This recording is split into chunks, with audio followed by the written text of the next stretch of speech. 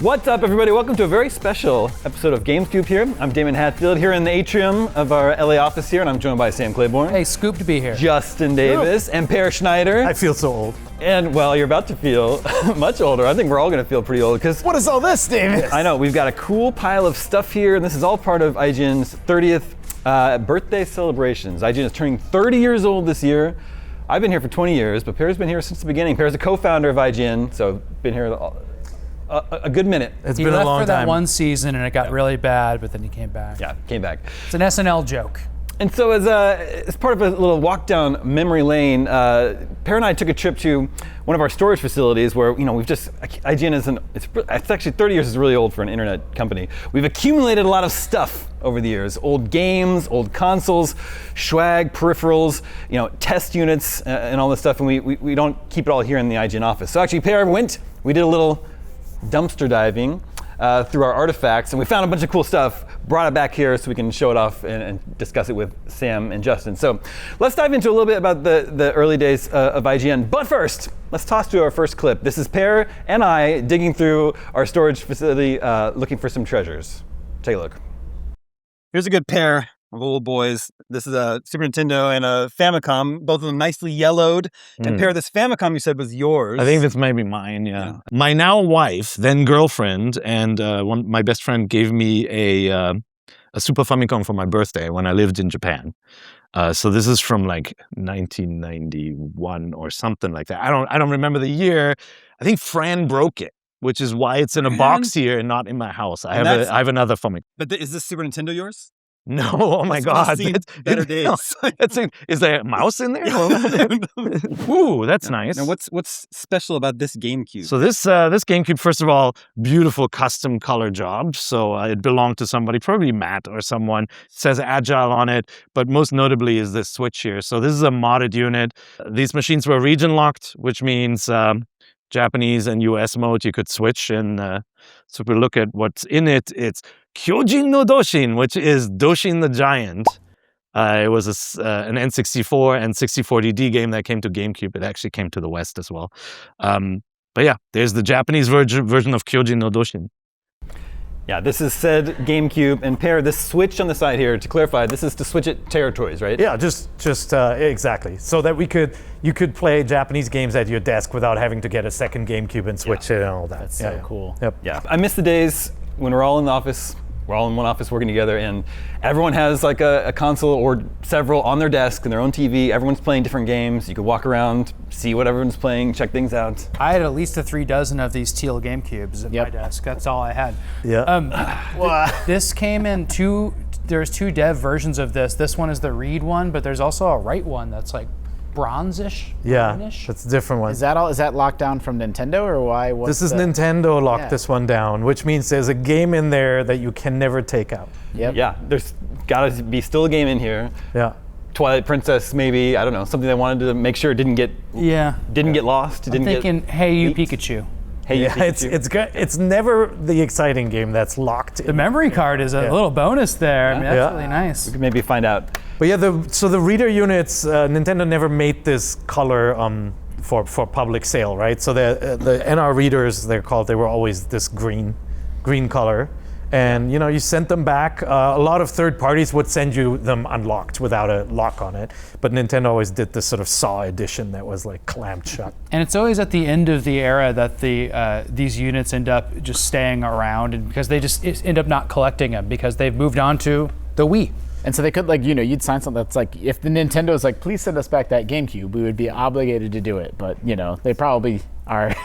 I probably don't care anymore. I actually think this one might be, like back in the day, Snowball, our parent company, acquired a lot of companies, and I don't think this is an IGN one. This is from another company that was acquired, and that's how it found itself. IGN always returned ours. Yeah, of course. But Nintendo would have also noticed if they came to visit. But if Nintendo really wanted them back, they would write in marker on the back of them, "Don't steal this. Don't steal this." Yeah, exactly. A pox be upon you. That's right. So you're just alluding to this pair. IGN turning 30 this year, but it wasn't called IGN in 1996, right? No, it was it was around that time they were launching an affiliate network called the Imagine Games Network, and N64.com, the very first website, which was created before I was even at Imagine Media. That one had. It already had like a prototype logo in the corner for what would be the Imagine Games Network. Yeah. The actual website as a standalone website launched in 1999 was IGN.com. Yeah. And our company spun out at the time. We founded a new company called IGN Entertainment now. So, yeah, there were a bunch of websites in the beginning. There was N64.com. Then later, PSX Power launched, the PlayStation 1, Saturn World, which was lost in a server move. Just a couple of articles exist still from that one. Wayback Machine probably has some more. Yeah. Next Generation Online, the website for the magazine, was part of the IGN as well. It's wild that you just made N64.com. Yep. Nintendo wasn't happy about that eventually, right? Well, they So we had to didn't change know. it. So Nintendo is sort of is the straight man, right? They only called the N64 Nintendo 64, all caps TM, right? And so anytime you're writing about it, they're like, no, it's the Nintendo 64. Nobody ever said N64. Then N64, of course, caught on, and so. It didn't occur to them to even register a bunch of domains like companies do now with variations on their name or anything. This was so new to everybody. Yeah, and people called, GameCube, people called the Cube in the beginning. They called it GC. Nintendo called and NGC then. Nintendo called it GCN on That all was the always backs so of the Yeah. And so N64, they just didn't register it, they didn't trademark it, but then obviously they did later. And then they approached Imagine Media and said, hey, that's kind of our brand, you should give it back. And so But they were very gracious. They were very about it, gracious. right? They were super cool.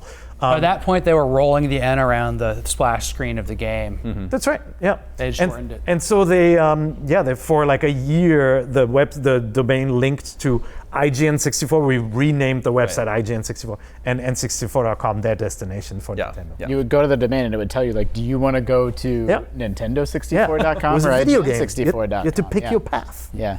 Yeah. Speaking of the Nintendo 64, what is this? That thing's There. so cool. The doctor is in the house. That's a Doctor Z64. So those are backup units that you can plug into an N64 at the top.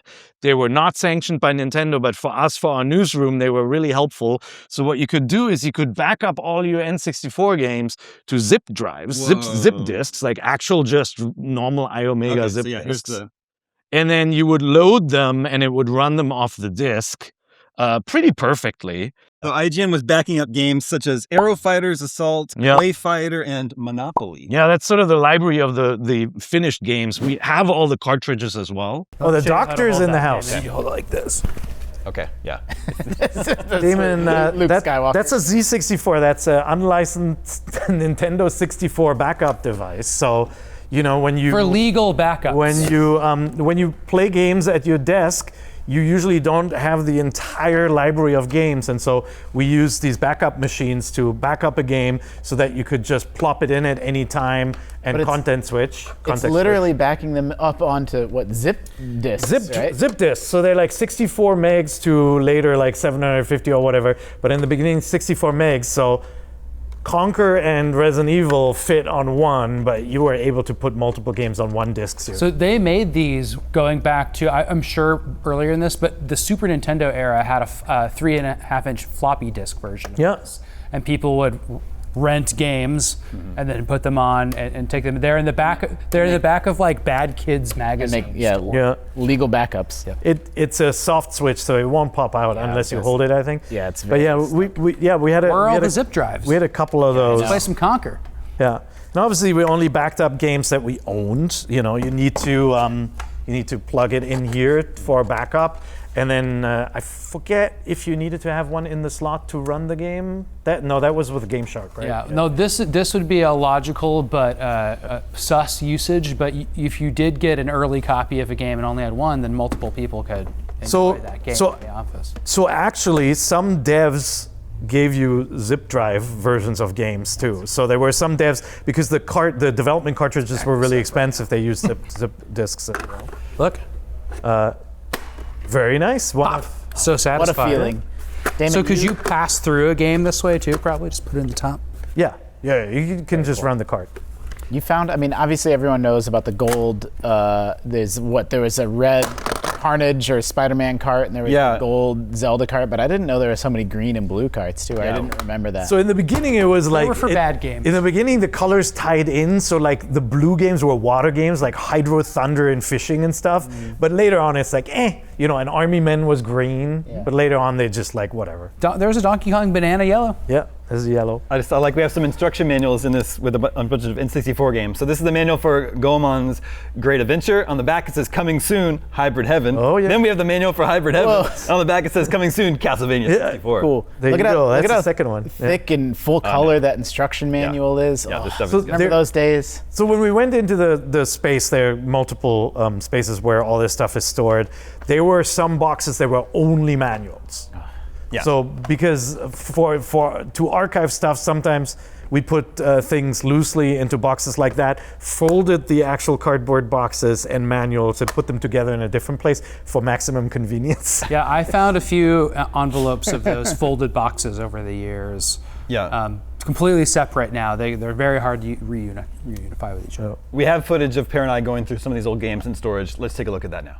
Now here we have a box of strangely shaped Nintendo 64 games. What are you talking about? What is this odd shape? This is not the usual shape for a Nintendo 64. Those are long boys. They're about twice the size of a regular N64 cart. They're EPROMs, which means they're rewritable, which means this is what game developers used to build their games on and then sent them out for review. So these are unfinished games. They're not final copies, most of them. Ubisoft had a Donald Duck game? Yeah, they did. What? They For- did. Yeah, for going N64? quackers or something, right? Yeah, so these are really great. And then, I like the sticker, the Imagine Games Network. so this on is there. the Imagine Games Network, and the game on it is Battle Tanks 1. Probably unfinished again, not the final version as well. There's a preview build of Spider-Man for the N64. And this is a preview build of Tom and Jerry Fists of Fury. I have no memory. Fists of Fury. Of Furry, maybe? it no. must be furry. Fists of Furry, yeah, sorry, not Fury, yeah, sorry. The rare runs of multicolored cartridges, water means blue, right? So you got your Hydro Thunder, what was this, Bassmaster 2000. You've got Army Men like to do green, so you got air combat there. You know, some games like to be, the M-rated games like to do black carts. Battle Tanks in green for no reason. NFL Quarterback Club in red. So it wasn't just Zelda that had a unique color. There were a ton of different colored cartridges at one point. We got a bunch of dev cartridges here. This one is the AGB cartridge. These come in different sizes. These are 64 meg ones, unreleased games. I just think they look spectacular, especially when you're playing on the go and you got this giant green card sticking out of your handheld. It's pretty amazing. And then this one is Bookworm from PopCap. Back when PopCap made amazing games. They made super cool casual games. And then here are the smaller ones. Here are the Flash ones. These are 32 megabyte Flash games. One of them is labeled The Mummy by KCE Nagoya from the year 2000. So this is a Game Boy Color Mummy game. This is Team 4. Who's Team 4 at Midway? I don't know. We'll have to plug that one in too. Yeah, so we've got a bunch of these N64 games here. A lot of the colored editions here. I didn't realize they'd made so many colored N64 cards. You know what though? Like now that I'm listening to this, I'm thinking that Battle Tanks is green because they couldn't sell enough Army Men. They had a lot of green. And so they were sitting in all these green Army Men carts, and so they repurposed them. Yeah, Army and Air Combat. 3DO, the developer. Battle Tanks for the memories, everybody. So we loved this game. Like we played this every day. The 4-player Battle Tanks is so good, split screen. Yeah, don't look at me like I'm crazy. It's so good. It was like a local co-op version. Battle Tanks. I just listened to GameScoop. You guys were talking about Eslop, and there was a Battle Tanks game. That's a different series. The one with X is the good 3DO one. Did they ever make Battle Tanks XXX? No, but they made it too. The sequel is good too. And then Justin has some of these Game Boy, these pre-release What's Game the Boy story cards. with the big? Oh yeah, and they actually play, right? Although I don't know, is it gonna? You look like an idiot. No, this one is not. This one, it's not going to let you activate it. But yeah, it's very cute when it's. Just a super cool dev carts. You obviously right? can't play these in public because it's a little obvious. Yeah. That it's not real. But yeah, so some of these games, these are Game Boy Color games, so this is a regular Game Boy, it's not going to run on them. But if you plug them into an analog, maybe, You got to put them in the right way around. We can try it out and see what boots up. We have a couple other variations of these prototype cartridges.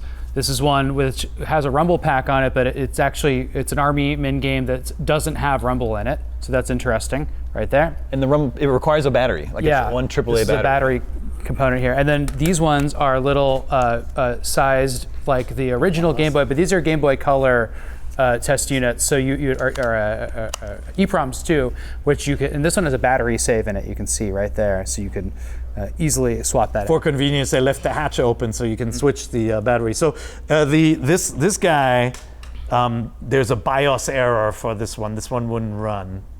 Downforce? Yeah. Downforce is what this one. We'll get that working. We'll get our top. This crew. one will get top people on it. This one actually will run. Let me see.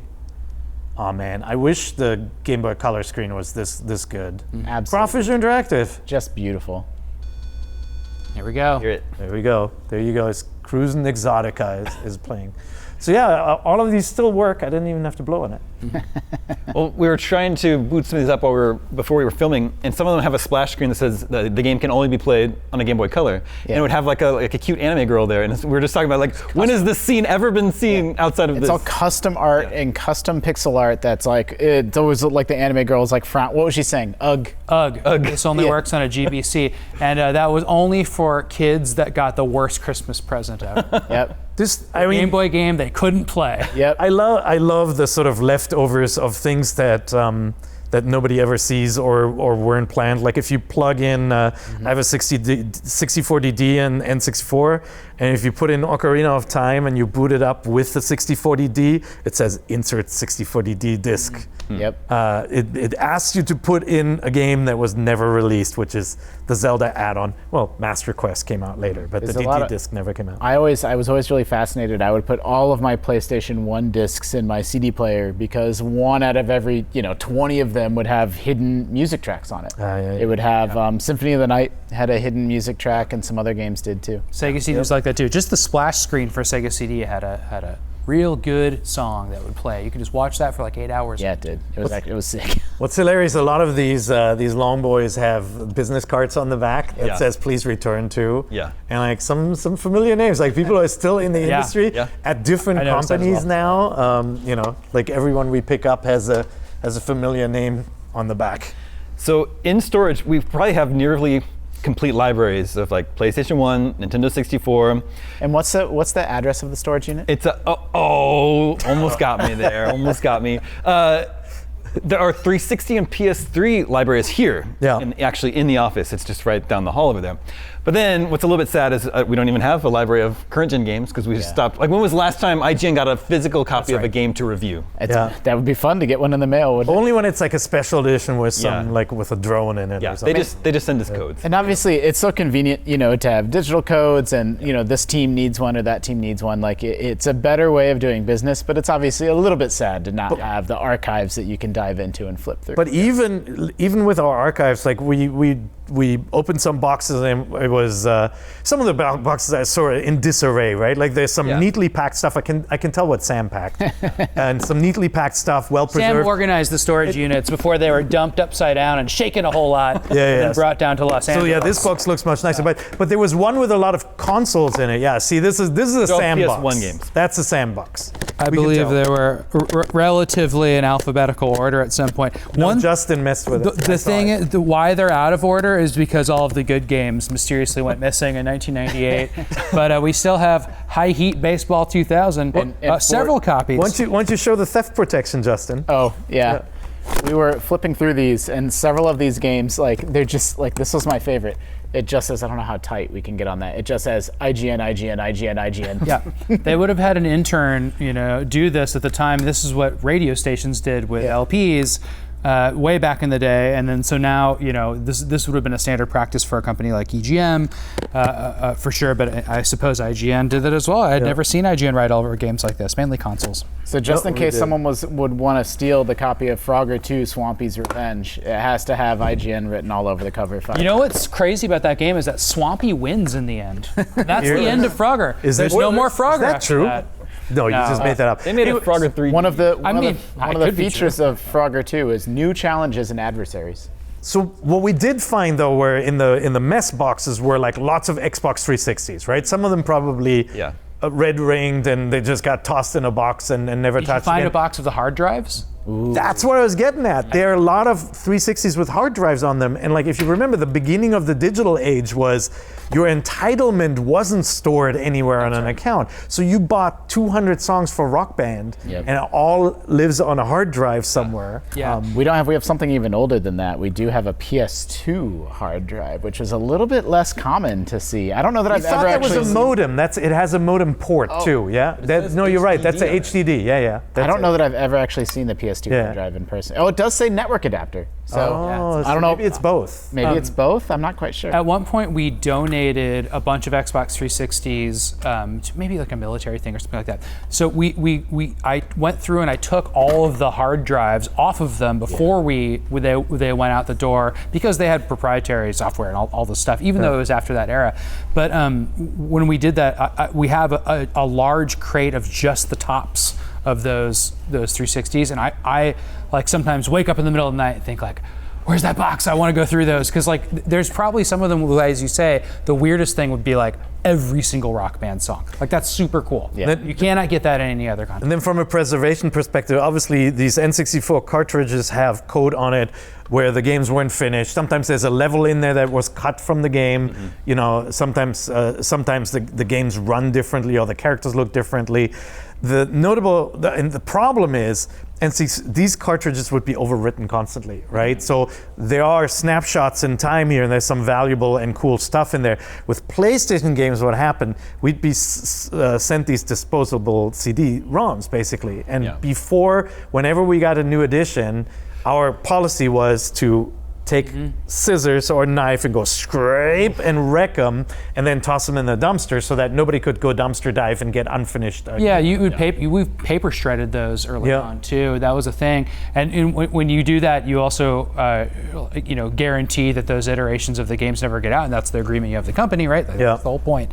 But it is sad because a lot of those games didn't come out. But then a demo that was like a vertical slice, which is, to explain that term, it's like what you would play at a convention that maybe was never in the game. Prey famously had one of those.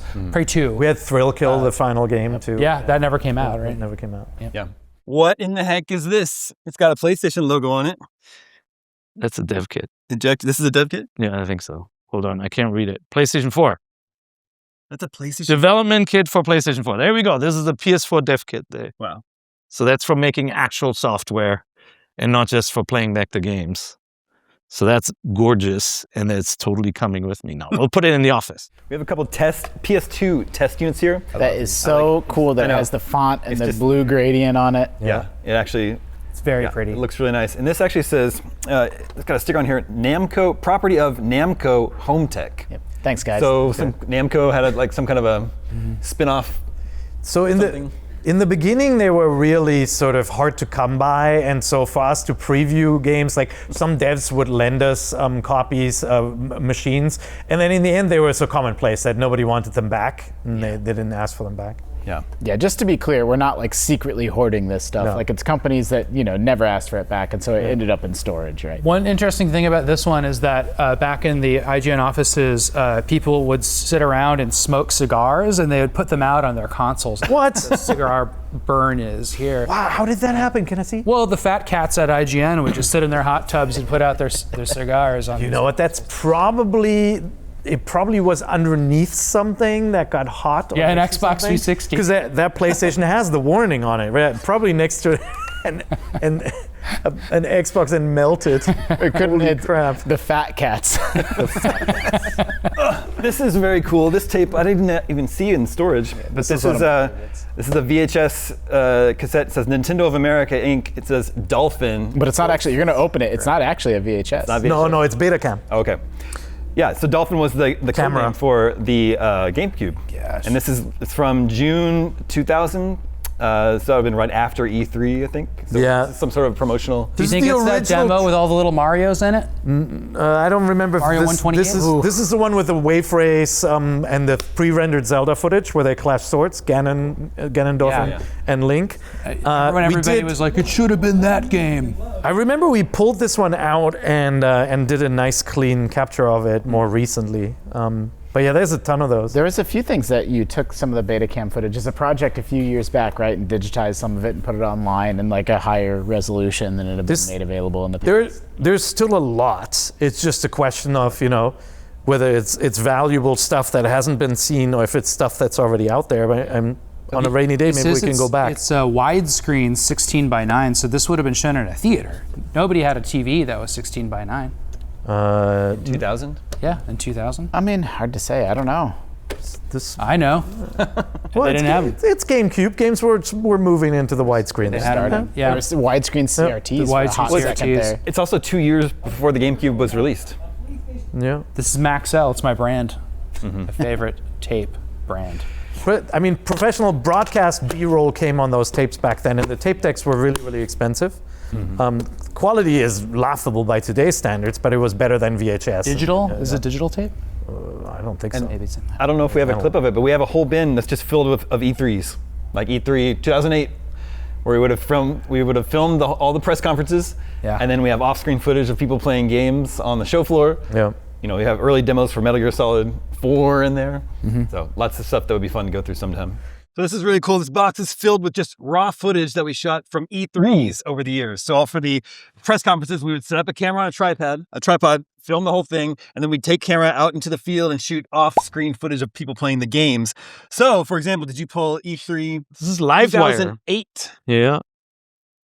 All of E3 2008 is on this media right here. Some of these are demos. Like this is Garden Warfare from E3 2015. That was the Livewire show. I think that was our live show from E3 at the time. Metal Gear Solid 4 from 2006. Titanfall, Splinter Cell Blacklist in here on these beautiful. June 13th, 2013, Rayman and Bayonetta 2. Oh, I remember Rayman. Where's my new Rayman? Nice. Yeah, there's a lot of tapes. There are more tapes. I think the box underneath is this tapes.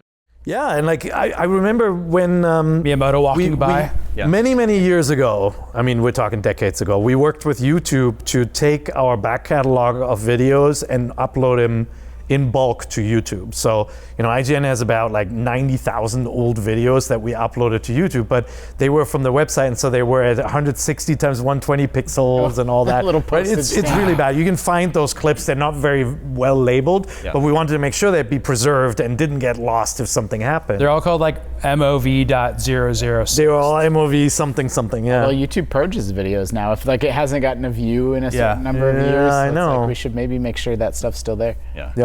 We have also just some fun, like IGN cultural stuff in storage here. I don't know if you can see this picture very well. It's broken. It's like already Be careful, broken, don't cut so- yourself. Long-time IGN fans will remember Fran Mirabella, the infamous Fran Mirabella. He known for 7.9ing Mario Kart. Double Dash. Yeah, Double Dash, which I think a lot of people think is one of the best Mario Karts. Do you have fan mail for Fran? Find him on Twitch and let him know how much you agree with his rating. Okay, so this is fan mail. Oh no, it's broken. It's broken. Oh, you know what? He probably is like, I hate you. This and like, bubble you wrap throw did it at there. nothing. Yes. Well, So- I don't want to tip it over because it's going to shatter, but it is a beautiful collage of portraits of Fran, making up another portrait of Fran Mirabella. Oh my God. Yeah, this is, I don't remember who made this, but it was Mark Fran. Nix. It had to be Mark Nix. It's possible that it was Mark Nix, but Fran had many fans. It's true. This one, I'm sure we should send it to him. And I can't say for certain, but I would bet money that this is a project of Mark Nix. This is absolutely Mark Nix is doing 100%. This and the Fran body pillow, which we unfortunately. This do is not something have that Mark Nix would probably have wrapped, and it would have appeared in our white elephant gift exchange. And Yeah, that's right. some lucky person would end up with this picture of Fran. Yeah. But we also found some other just sort of fun IGN-related stuff in the storage facility. We can take a look at that now. All right, what you got? Let's see. Okay, so first of all, we have a PlayStation 1, a well-used and loved PlayStation 1, which with it's been vandalized. No, this was David Smith's PlayStation. It was our PlayStation editor, and it says "Don't remove or I'll kill you," and that's because in an office with lots of people and capture stations, some people they wanted to capture some quick footage, so they grabbed the nearest unit, and then Dave would come to work and his PlayStation was gone, and he'd get really, really mad. And so a lot of the old consoles have threatening words on the front and on the back, and please put it back. Everybody made these stickers to make your PlayStations and handhelds look a little bit more shabby. So we have an actual Triforce here, and I think it's homemade. This is like a setup by you. Yes, yeah. Look, this is like a 16-bit squish Triforce. So you have to see it as at an angle. No, that's all the material I had. We did some like fun offsite event. Oh wow. Where we learned how to weld things.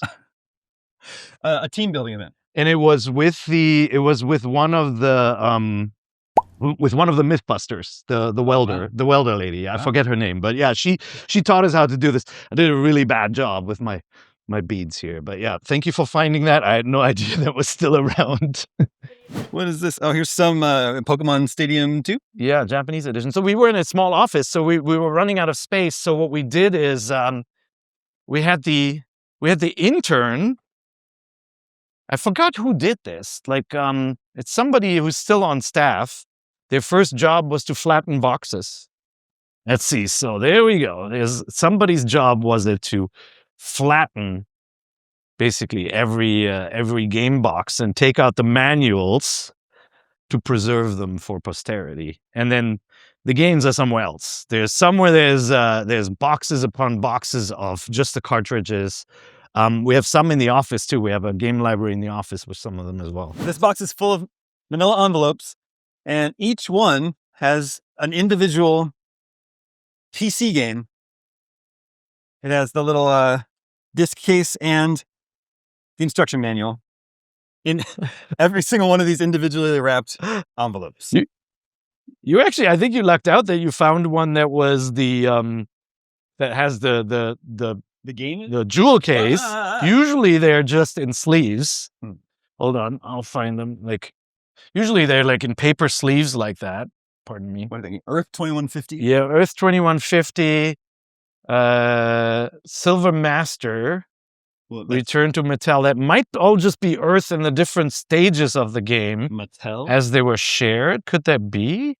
Or is these different games? These are some CD-ROMs of something. What's this? Yeah. This is stamped approved. What is that? Okay, that probably is approved means, okay, this is a pre-release manual. They just print it out and send it to us. Approved means it's the final version of the manual. Sometimes you get a in progress manual. It's not final. They just sent that to you. But yeah, this is for Earth 2150. So there might be some dev notes and early sort of do not go into this room because the game will crash sort of notes for the previewer in there. So we try to keep everything together with that. Justin, wasn't packing up all these PC games an early project for you? Yes, I was hired at IGN in 2011, so 15 years ago, and one of the very first things I ever had to do here, Tal Blevin said, I think he just said, you and you, it was me and Anthony Gallegos, you two go into that, because if you remember those PC games back in the day, they came in these huge cardboard boxes, right? Yeah. And they were absolutely overflowing out of the IGN archives, out of the closet.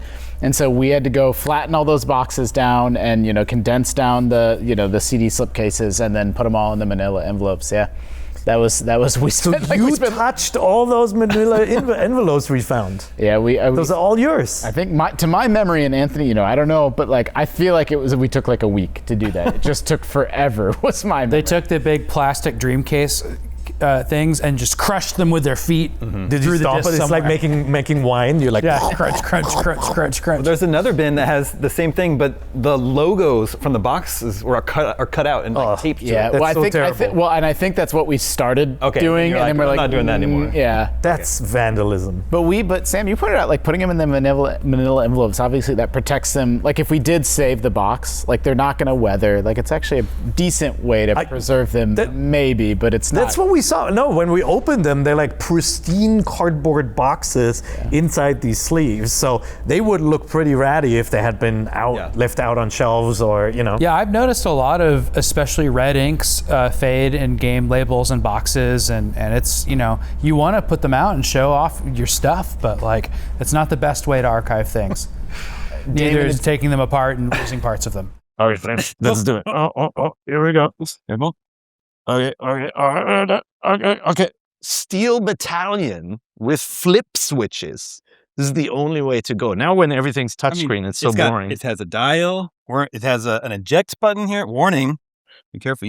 You're in serious trouble if you're ejecting your mech. Windshield wipers, washing.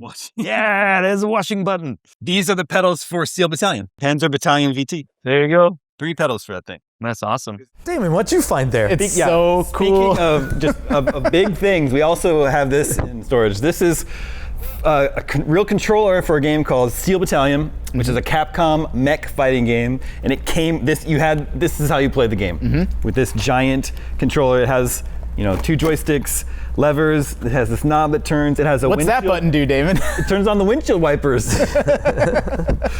It's awesome. It's the biggest pack-in ever. Like the game came bundled with it. Like you weren't supposed to play it without it, and the game's not amazing. I also think I think that controller was $200 or $250. It's $200. Yeah, $200 in 2002. Right. So that's what the whole console cost. Which is $9 billion in today's dollars. Yep. It could never ever be made again. And I remember, Steel Battalion. That's one of those games. Like I didn't have $200 to buy that game, but flipping all the switches to power up your mech. The eject. What's the eject button? This isn't even all of it. Look at this. You have to flip this up, and then it stays up. And then abort. That's the eject. Yeah. Amazing. I mean, that controller isn't even the whole thing. It comes with these foot pedals too. It comes with these 3 foot pedals that you have to double bass pedal. Yeah, well, triple bass pedal. Oh, I love storing all that stuff was an issue. Yeah. I mean, plastic instruments obviously would test us later, but yeah, this was. This thing does not feel cheap, like the metal, like the so actual nice, metal the switches. clicky switches. That's great. When I started, we had a pedal system like that from a driving game that we modified to be, first of all, output to USB, which we had to do with one modification, and then we used a program on our laptops to capture screenshots from video games using the foot pedal. Was that Mark Ryan that did that? Yeah, he sorted all that out, and then we all had them. And I remember I can still feel the springiness, cha-chung, cha-chung, and people can hear it throughout the office. You can't spell ignition without IGN. Nope. I wish they said that. I want to know if anyone has beaten Elden Ring with this controller. Oh my God. That's a challenge. It must be done. Someone out there. Dude, okay. This is Final Fantasy XI, but what's notable about it, and you have to get a little closer to see it, is that the creator of Kingdom Hearts crossed out Final Fantasy and wrote his name on it. Whoa. Justin, what's this Final Fantasy game in front of you? Well, this is Final Fantasy 11, but it's crossed out, and it has Kingdom Hearts written across the top, and it's signed by. It must be somebody on the Kingdom Hearts team. It's not Nomura. We couldn't figure out who the signature is. Yeah, we're not quite. If anybody knows, let us know. Super fans can recognize that signature. Let us know. Looks like Craig Harris. What we got here? So we had to label the units in the office, obviously, so you knew what was what, right? Because not every device can play every game. Some games can only be played on readers, so they're devices that are not for sale. They're made by the publisher and sent to media and game developers. So this is a retail Wii U. This is IGN's retail Wii U 2. This is 1UP's Wii retail unit as well. Show the 1UP sticker on there. That's how you know. There we go. That's how we know it's a 1UP one. And then this one is hiding in the corner. So a little different. That one has a green front, which means that's a reader. So this one is a RVTR reader, which means this can play unreleased software. This is a really cool machine. This is a great piece of gaming history. And you need this to play unfinished games, some of which probably never came out. RVTR reader, wireless. So I remember these discs. They would print labels for them out of paper and then put them on the CDRs, so you kind of get what it would look like in the end too. Yeah. This feels heavy. Maybe the Wii. You tell me. I haven't held a Wii. Well, it's two in my hands in a GameCubes while. taped together. That's true. So No, but I'm like, kaboom! this feels heavier to me than a GameCube. Oh my god! It does, right? Yeah, I can't remember anymore. I think There's no way to know. Give me 2 GameCubes. I'm in a Wii. Give me the other one. Don't give him the one with. Yeah. Is it like 2 GameCubes? Yeah. Yeah. Okay. You heard it here first. He was right It's official. all along. Well, the NL Reader should be very similar to the regular units, only that they can play games that haven't been released yet. Yeah, CDRs. The dev kits actually are much larger and heavier because they have more RAM, like sometimes twice as much. Ooh, RAM, that's expensive now. Yep. Keep an eye on these. I know, we can sell all the innards. Get the copper and the RAM. Pull out all the The RAM. copper cable out of them. Yeah. So Justin, you said you've been here 15 years now. Yeah. Sam's got to be like 18, 17, 18 years? Who knows? Yeah. I've been 18, here 18, yeah. April will be 20 years for me. Pear, 29. 30 years you're there at the beginning. In 1996, the video game print media was well established. What was the idea about making IGN, taking print media online? Yeah, look, the IGN was part of a company called Imagine Media, Imagine Publishing back then, and again, this predates me.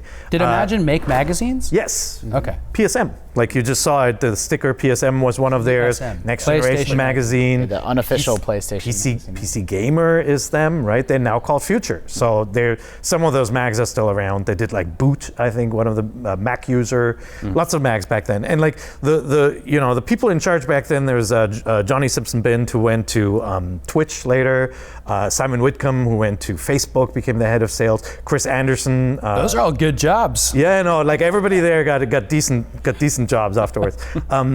Chris Anderson, from TED Talks, he ran that for a long time. So they were at the company that decided to kick off. Basically, I mean, they saw the way the wind was blowing. They said, let's make websites as well. And I think initially the idea was, let's make companion websites to the magazines. That's how you had Next Generation Online, Ultra Game Players Online. There was a magazine called Ultra Game Players that they ran. And then N64.com was the first website that didn't have a magazine component. That was basically the start of this IGN network.